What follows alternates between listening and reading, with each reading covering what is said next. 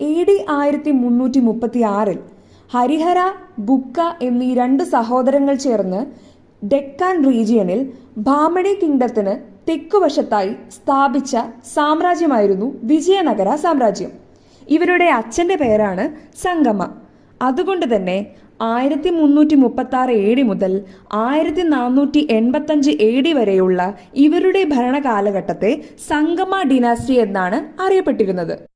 ബുക്കയുടെ പൗത്രനായിരുന്ന Devaraya I അദ്ദേഹത്തിൻ്റെ ഭരണകാലഘട്ടത്തിൽ Italian traveller ആയിരുന്ന Niccolo D Conti Vijayanagara സാമ്രാജ്യം സന്ദർശിച്ചതായി പറയപ്പെടുന്നു.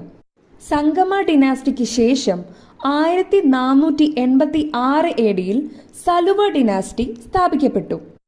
പണ്ട് വാസ്കോഡ ഗാമ ഇന്ത്യയിൽ കാലുകുത്തിയത് ഓർക്കുന്നുണ്ടോ? 1498